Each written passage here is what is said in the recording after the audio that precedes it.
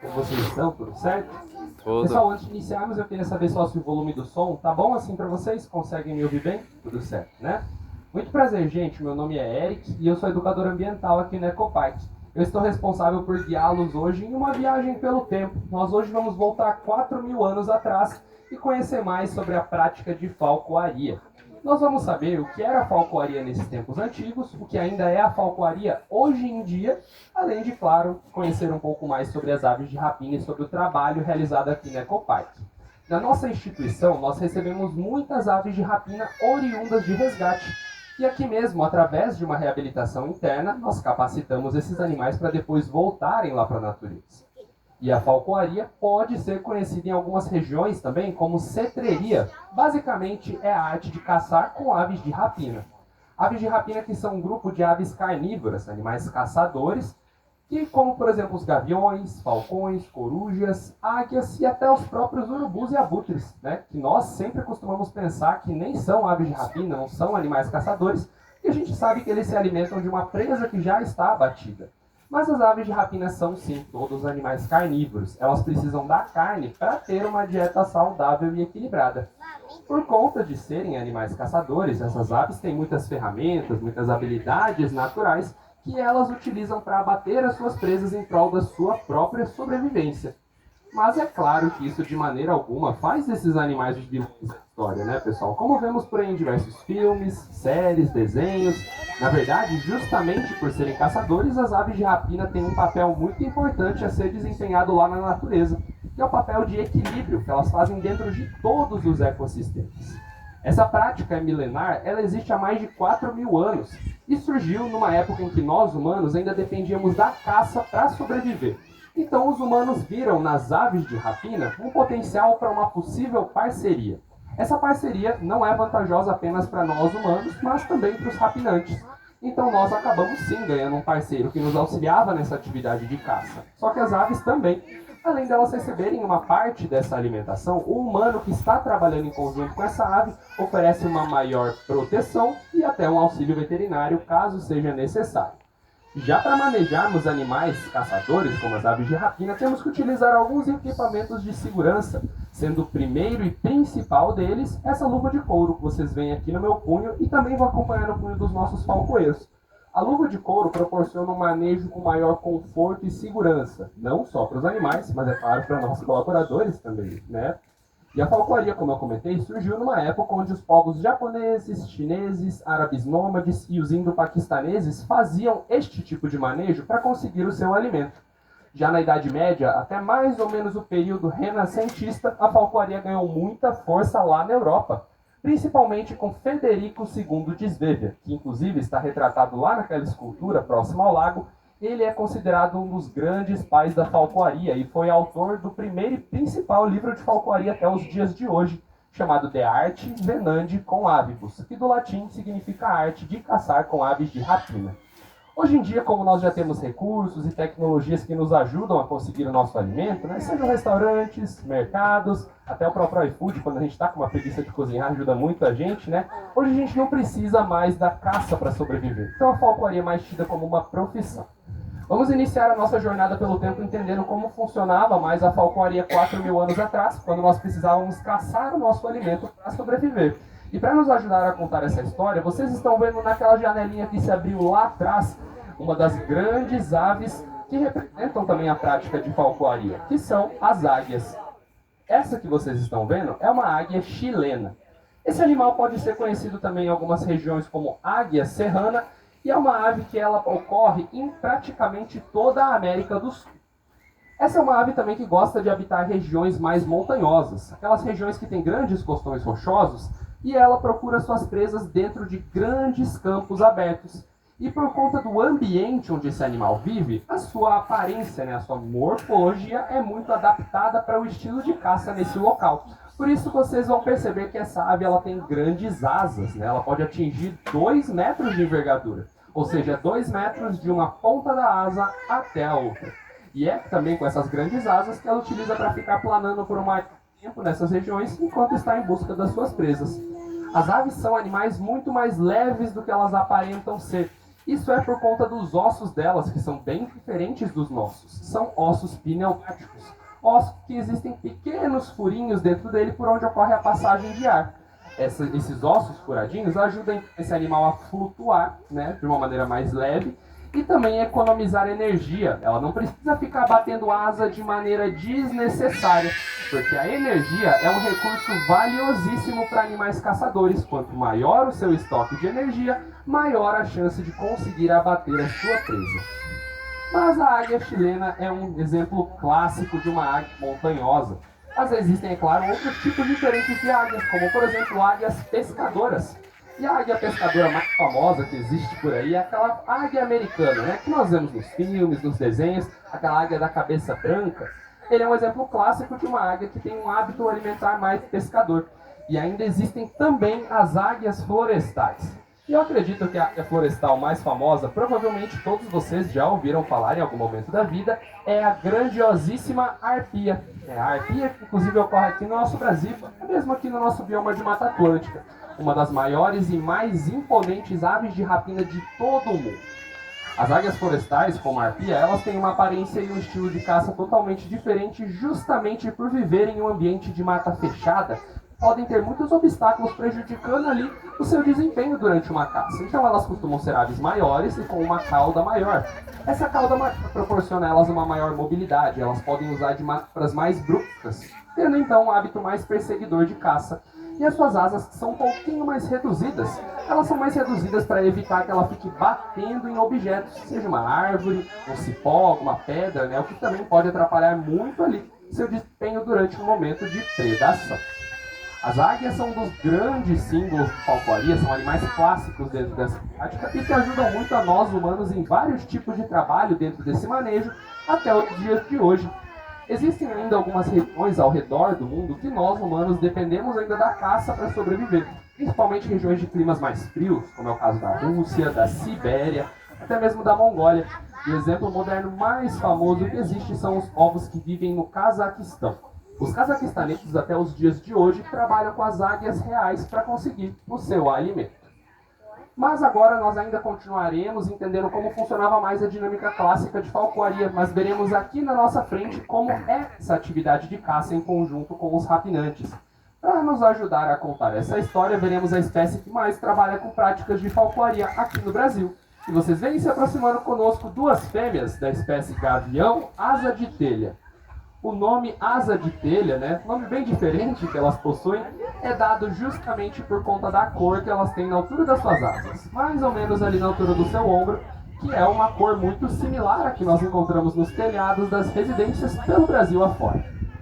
E a falcoaria clássica que nós tanto estamos falando consistia basicamente nessa dinâmica que vocês estão vendo, onde os falcoeiros, junto com a ave em seu punho, iam através dos campos abertos, pelas florestas, até mesmo por dentro de banhados, localizando então as suas presas. E após isso, as aves de rapina sobrevoavam estes campos, novamente identificando suas presas e descendo até o solo para realizar o abate delas.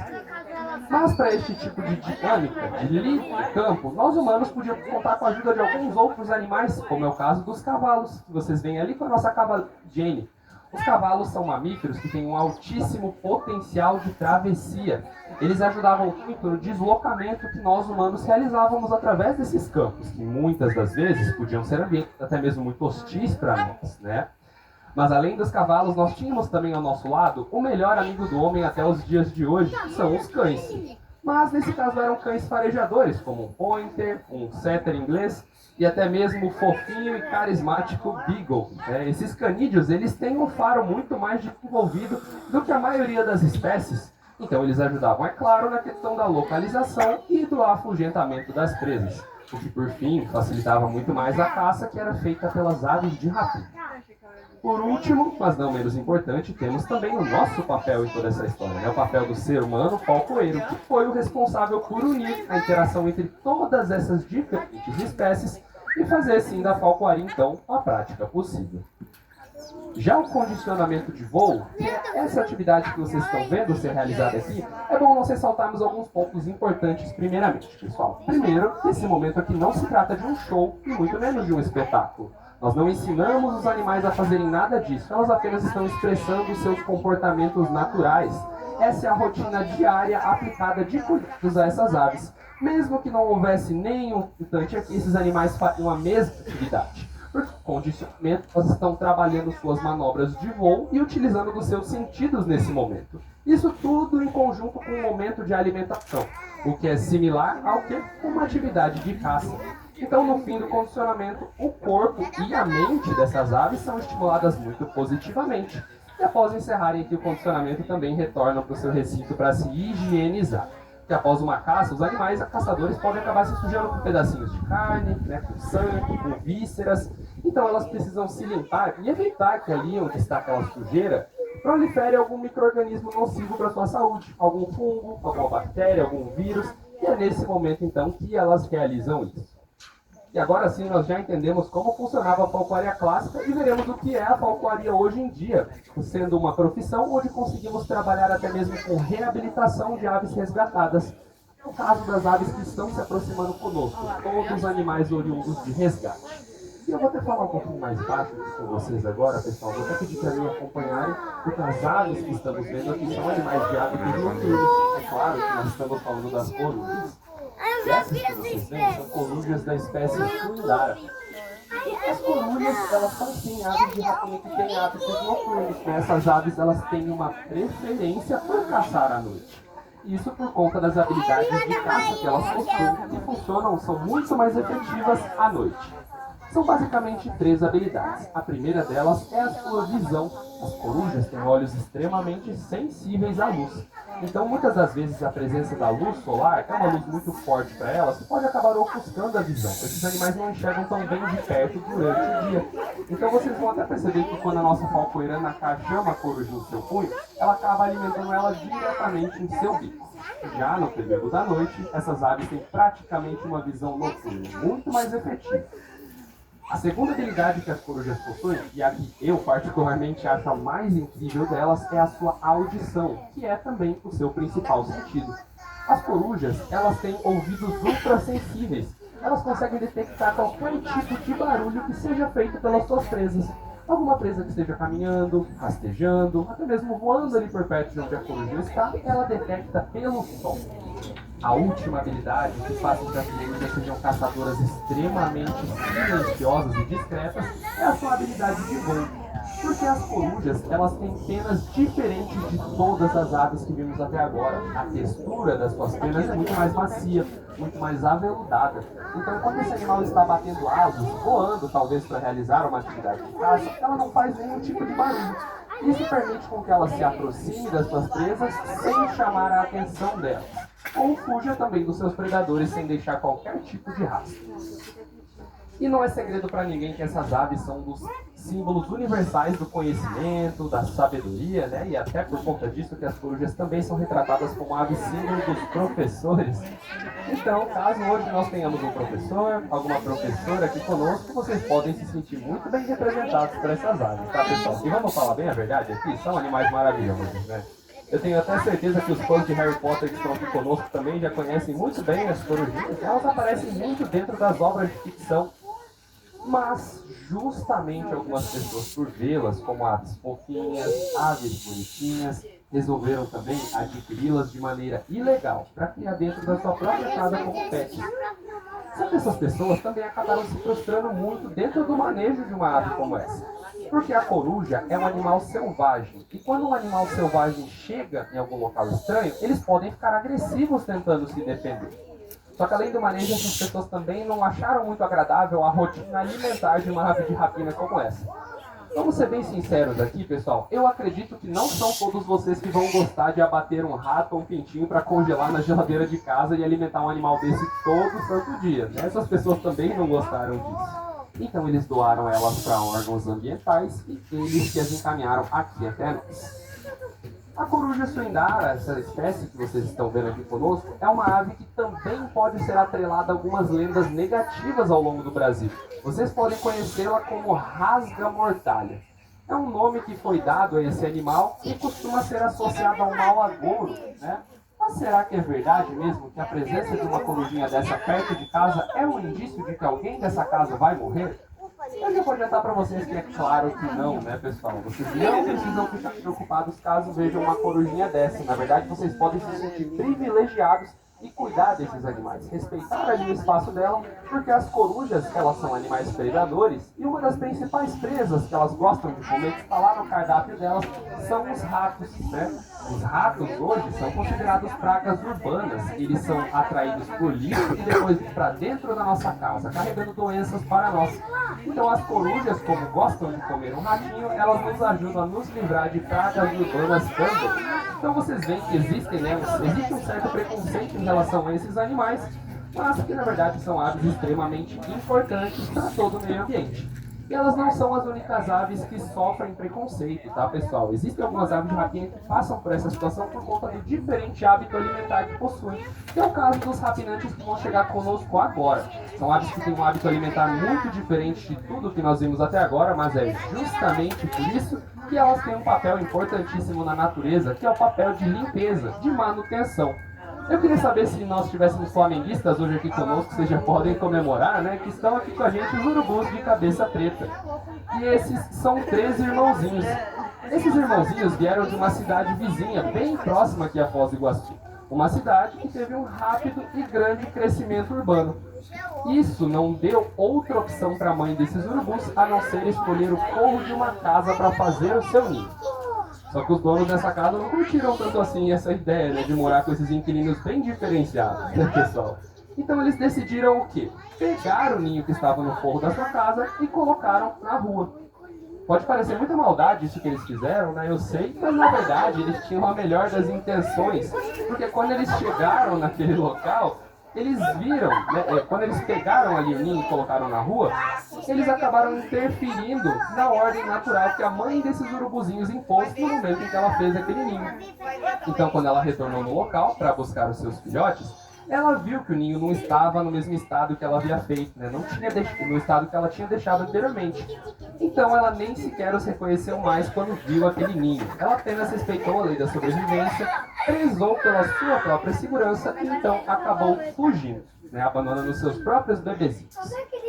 Mas ainda bem que após toda essa situação, a polícia ambiental foi acionada por parte daquela vizinhança e eles foram até o local realizar o resgate dos bebezinhos. Eles os trouxeram aqui até nós e desde que eram pequenas bolinhas de penas brancas, vêm sendo cuidados e criados aqui pela nossa equipe. Nós humanos costumamos ter um certo preconceito com os urubus, né? A gente pensa que eles são animais sujos, fedorentos e até mesmo malvados, né? Olha que absurdo. Isso não é verdade também, pessoal. A gente pensa isso porque os urubus têm um hábito carniceiro, né? Mas ter um hábito carniceiro não significa que eles não possam comer uma carne de boa qualidade, como essa que estamos ofertando aqui agora para eles. Eles apenas vão naquilo que está disposto mais facilmente. São hábitos extremamente importantes para todo o meio ambiente. E justamente por eles ficarem entrando em contato com essas carcaças de animais mortos o tempo todo, eles são aves muito higiênicas, bem diferentes de tudo o que nós pensamos. E vocês viram que eles são tão acostumados com a nossa equipe que até vão acompanhando a gente aqui, né? A gente até anda meio parecidinho com eles, assim. Justamente por eles ficarem entrando em contato com essas carcaças de animais mortos, eles sabem que essa carne ela contém uma alta carga de micro-organismos, de bactérias, de fungos, né, que possam ser prejudiciais também à saúde deles. Então, realmente, esses animais sempre após a sua alimentação, eles buscam uma fontezinha de água para se limpar e evitar qualquer tipo de proliferação também que possa ocorrer ali no seu corpo. O papel que essas aves desempenham na natureza dá a eles o famoso e respeitado título de lixeiros do meio ambiente, porque são os urubus que nos ajudam a nos livrarmos de carcaças de animais mortos que poderiam sim disseminar muitas doenças, né, para toda a nossa fauna, o que possivelmente podia também afetar toda a nossa biodiversidade. Então vocês veem que são aves extremamente simpáticas, né, e tem um papel muito importante na natureza, mas que muitas das vezes, por conta da ignorância humana, a gente acaba assim prejudicando esses animaizinhos. Bom, agora sim nós entendemos o que era a falcoaria antigamente, o que é a falcoaria hoje em dia, mas agora não podíamos deixar também de acompanhar, pessoal, o alto voo dos falcões. Essa ave que deu nome a essa prática milenar é o principal símbolo da falcoaria. E os falcões, dentro da falcoaria, são classificados como aves de alto voo, porque eles têm uma preferência por se alimentar de outras aves que estejam voando. Isso reflete diretamente aqui no seu condicionamento. Hoje vocês conhecerão o falcão saker, conhecido também como falcão sagrado, uma espécie exótica muito cultuada lá pelos falcoeiros árabes, onde o próprio deus Horus, que é aquela famosa divindade egípcia, é também inspirado nesse animal. E bom, a caça não é uma atividade fácil, tá pessoal? Nunca pense nisso. Vocês viram que as aves de rapina são extremamente adaptadas para conseguir abater outros animais para sobreviver, só que as presas também são adaptadas para fugir dos seus predadores, certo? Elas vão tentar se defender, resistir, se camuflar, fugir. Então a caça não é uma atividade fácil. E dentro do condicionamento nós precisamos aproximar o máximo possível do que seria uma atividade de caça também lá no ambiente selvagem. Os falcões eles têm esse estilo de caça totalmente diferente por conta da sua aerodinâmica. Vocês sabem aqueles caças que a gente vê por aí, caças do exército norte-americano, caças que são super rápidos, né? Alguns até atingem próximo da velocidade do som, justamente porque essas aves é inspirado na aerodinâmica dos falcões. Os falcões eles têm penas mais pontiagudas, o que permite com que eles possam atingir voos em altíssimas velocidades, usando de manobras muito bruscas em busca do seu predador.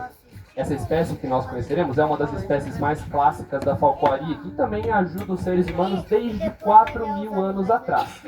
E o instrumento que utilizamos, que simula uma presa viva e essa real resistência que pode haver durante uma caça, vocês podem ver ali com o nosso falcoeiro Bruno, que está se aproximando do campo. Esse instrumento, pessoal, se chama Lure Fly árabe e ele basicamente é um simulador de presa viva. Vocês veem que ele tem um objeto em sua ponta que simula uma outra ave que está em atividade de voo. Então, no momento em que o falcão lá de trás daquela pontezinha, próxima ao lago, identificar aqui no lure a sua presa, ele inicia sua atividade de caça. Esses animais contam com um estilo muito mais perseguidor, usam de muitos ataques, muitas investidas e até mesmo de emboscadas na tentativa de abater a sua presa. Por isso, a todo momento em que vocês veem o Bruno girando e retirando o Lure Fly nesse exato momento de investida do falcão, essa é a hora em que os instintos naturais de caça dessa ave estão aflorados em seu máximo. Toda a sua atenção, sua voracidade e principalmente o seu foco. Diferente também de todas as aves que nós vimos até agora, vocês percebem que ele não ficou pousando em diferentes pontos. Ele sempre se manteve nesse voo constante e perseguidor, até finalmente então realizar o abate da sua presa. E percebam um detalhe bem curioso, que ele abateu a presa, mas ele não está se alimentando imediatamente, né? Ele abriu um pouco suas asas, está prestando bastante atenção ao seu redor, porque o falcão sabe muito bem que aqui ao redor podem existir animais oportunistas que vão querer roubar a presa dele, ou abater o próprio falcão. E essa aqui é a importância do trabalho em conjunto com nós humanos. Porque os dois, além de se tornarem parceiros de caça, a ave recebe uma parte dessa alimentação e o humano que está trabalhando em conjunto com essa ave cuida dela. Oferece algum auxílio veterinário, né, algum tratamento, caso seja necessário. Bom, então, após toda essa nossa história, eu espero que vocês tenham entendido a importância que o trabalho do condicionamento possui, né? Principalmente, pessoal, para a reabilitação de aves de rapina resgatadas, né? Que por muito tempo foram privadas de expressar seus comportamentos, seus instintos naturais, mas aqui conosco elas recebem então a sua segunda chance. E como diria novamente um dos grandes pais da falcoaria, né, o Frederico II de Svevia, que inclusive é ele que está ali naquela estátua próxima ao lago, um dia sem falcoaria é um dia perdido. Em nome de toda a nossa equipe que nos ajudou aqui durante a apresentação, o Bruno, a Ingrid, a Gerliane, a Ana K, o Bruno e os nossos parceiros, as aves de rapina, nós todos agradecemos demais a visita de